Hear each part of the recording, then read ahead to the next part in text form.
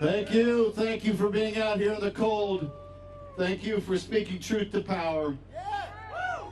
I am very proud to join you. Tonight, the President stands under the Capitol Dome, claiming that our union is stronger than ever. Of all the lies that he will tell in his long and rambling address, this may be the most painfully false.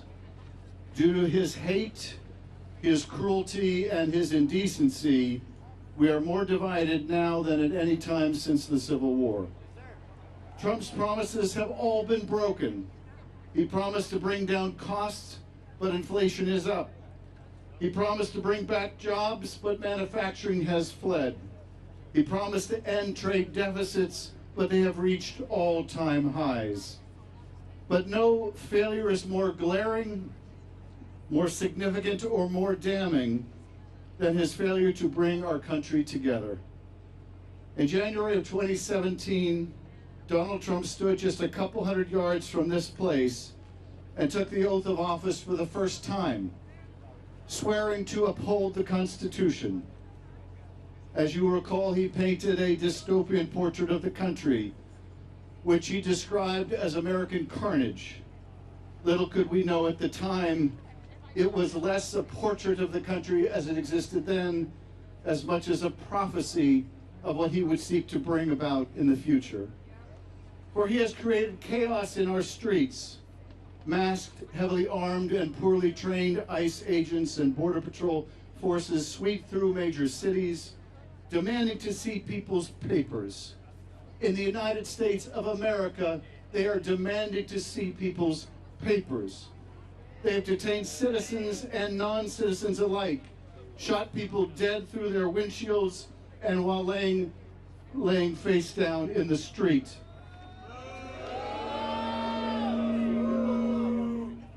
When the courts have ruled against this administration's lawless conduct of its administration raids, their opinions have been ignored. When universities dare to protest, their federal funding has been cut. When law firms represent clients whose interests are adverse to the administration, they are punished. When media organizations speak truth to power, they are forced to pay him millions. Personally, all of this violates the oath the president took to faithfully administer the laws, to vigorously defend the Constitution. Thankfully, our founders gave us the tools to fight back against the man who would be king. And chief among those tools is one more powerful than all the rest, and that is the right to vote. And this November, my friends, we must use that tool. We must vote. One man's story tells us why. On a Saturday afternoon in June in Orange County, California, a landscaper named Narciso Barranco was working outside an IHOP. He lived in the United States since the 1990s, undocumented, yes, but no criminal record. American in every way except for in his papers. In that time, he'd raised 3 sons, all U.S. Marines. That Saturday in June, a group of men approached, masked, in tactical gear, guns drawn. They tackled him, pepper sprayed him, beat him violently, dislocating his shoulder.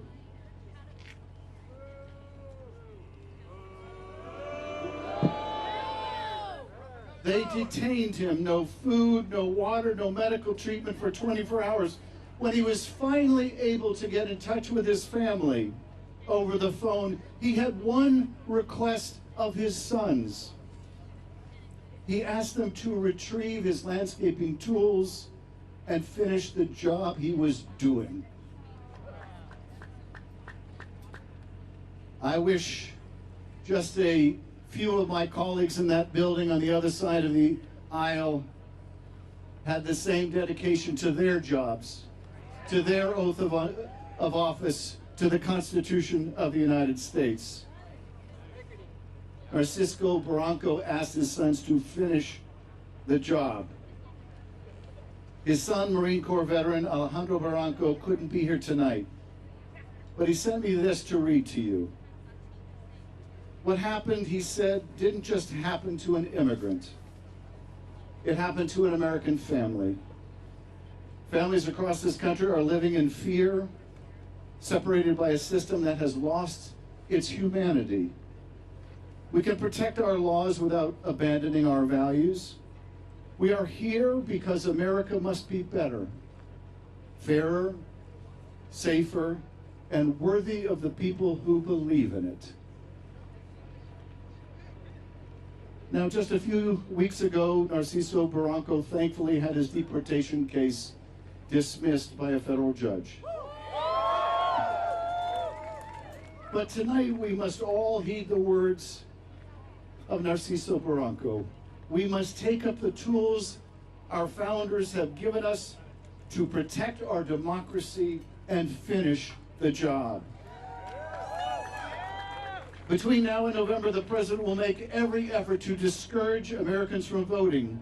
He will make it harder to register and turn out.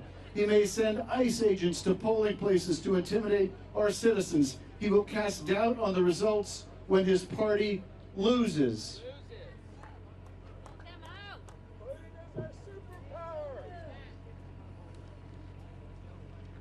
Our response must be to work harder, organize better, turn out higher than ever before. We must view every obstacle placed in our way as a challenge to be overcome, with resilience, with defiance, as a gauntlet thrown down that we must pick up.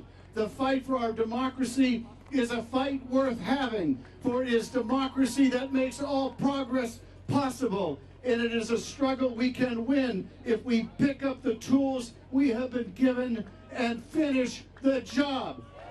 In November, are you ready to finish the job? In November, are you ready to throw the bums out? In November, are you ready to defend our democracy? In November, are you ready to push back, to fight back, and to save this country? Let us pick up the tools our founders gave us and let us finish the job.